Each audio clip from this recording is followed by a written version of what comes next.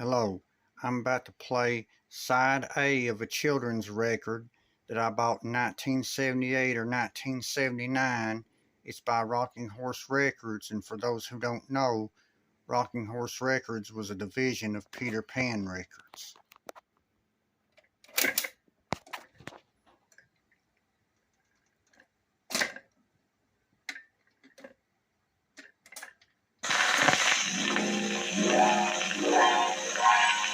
Listen, it's the story of Peter Pan.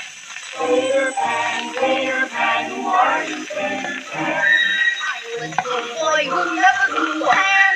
I'm captain of the little boys who never land. Peter Pan, from never land. Very late one night, Peter Pan flew to the nursery window of Wendy Darling. As he climbed in the window, Wendy woke up. Who's there? Who are you? I'm Peter Pan. What do you want, Peter Pan? I've lost my shadow, and I can't get along very well without it. Did I leave it here? I don't know. Mommy did find a shadow the other night, and it didn't belong to me. She tucked it under my pillow to keep it warm. Here, is this your shadow? Why, yes. Yes, it is. But how will I ever get it back on? Oh, that's easy. I'll sew it on for you. I'll stitch and stitch, I'll stitch and stitch, I'll sew your shadow on. Ouch, that hurts, but please, my dear, go on. Be still, I'm almost done. There, your shadow's on. Thank you, Wendy. You know, you'd make a wonderful mother for the lost boys in Never Land. Who are the lost boys? They're the boys who never grew up. Oh, won't you fly away with me and be their mother? But I don't know how to fly. I'll fix that. I'll call my friend Tinkerbell the fairy. Tinkerbell! Tinkerbell! All you can see of her is a little flame, but you can hear her if you listen. Why, so I can. May I say hello to her? Certainly. Hello, Tinkerbell. Tinkerbell, will you sprinkle some fairy dust on Wendy so she will be able to fly? There you are, Wendy. Now wave your arms and fly with me to Never Land.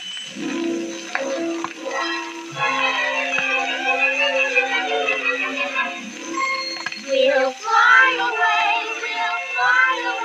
to Never Land.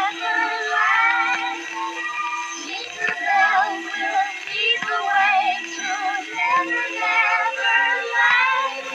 We'll sing and play in Never Land. So fly away to the land of Peter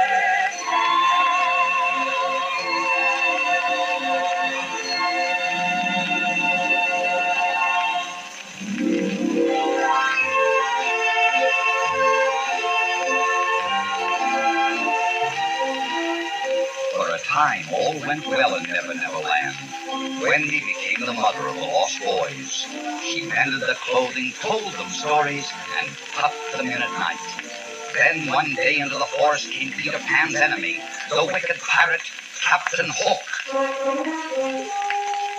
I'm Captain Hook, I'm looking for Peter Pan. When Peter heard that Captain Hook was back, he gathered his boys around him and went out to battle the pirates. We're the boys from Never Land. We're the boys who never grow up. We'll fight the pirates to us, and we'll never give up. We'll follow Captain Peter Pan. We'll fight no matter where. We'll chase the pirates from our land. Captain Hook had best beware. Captain Hook had best beware. Poor Wendy sat at home and was very worried. She waited and waited. Then finally Peter Pan came bursting into the room. Wendy, we've beaten them. The wicked pirates will never come back to the forest. Oh, and how are the boys, Peter? Was anyone hurt? The boys are all right, but poor Tinkerbell. Captain Hook gave her an awful clout with his sword. I'm afraid she is dying. Oh, Peter, what can we do to save her? There's there's nothing we can do. But if all the children who can hear my voice show that they believe in fairies by clapping their hands, that will save Tinkerbell. If you believe in fairies, then clap your hands. If you believe in fairies, then clap your hands. Tinkerbell, you'll get well if you clap your hands. If you believe in fairies, then clap your hands. Look, Tinkerbell's light is brighter than ever. The children sing to her. Oh, isn't it wonderful? Yes, but, What is it, Peter? What's Tinkerbell saying? she says your mother is worried, Wendy. Right this minute she's sitting in the nursery crying because she thinks she has lost him. Oh, I must fly to her, Peter, quickly. When Wendy was once again in her mother's arms, she told her all about Peter Pan and the Lost Boys. Mrs. Darling said that, of course, they must all come and live with her. And that is how Peter Pan and the Lost Boys found a real mother at last. And so it is, and so it is, the tale of Peter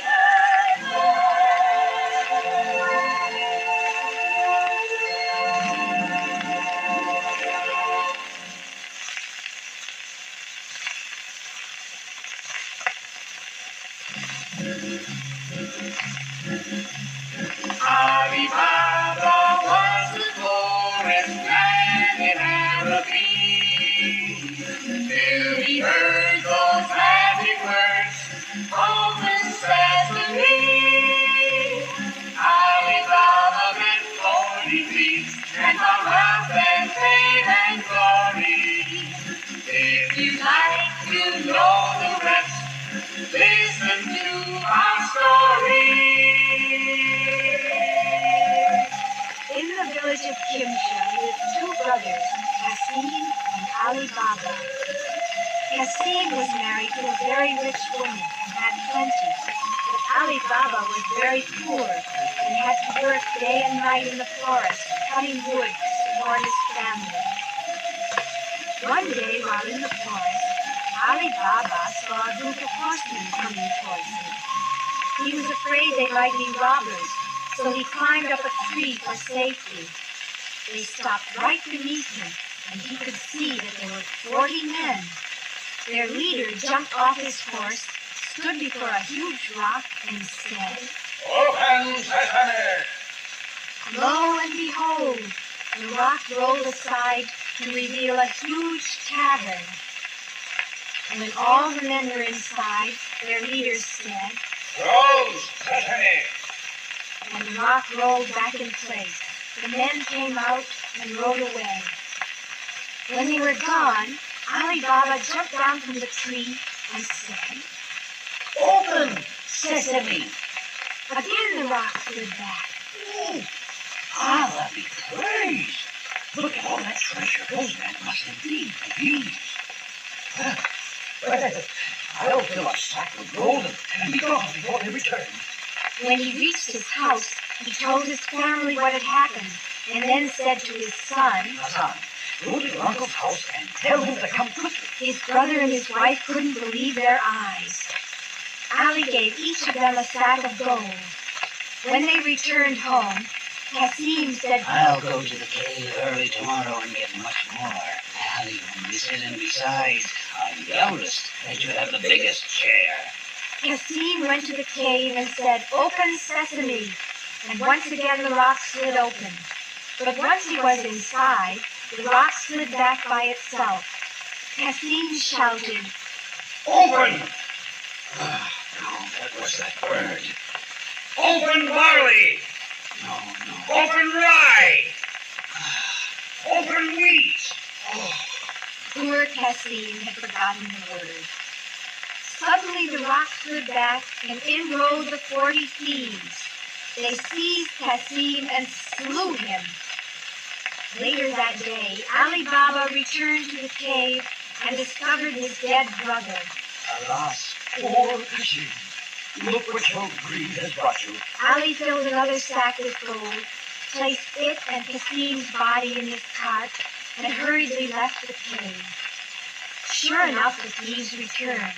When they saw that Cassim's body was gone, their leader roared, Mustafa, go into the village and find out who's been here. Just look for someone who suddenly became wealthy.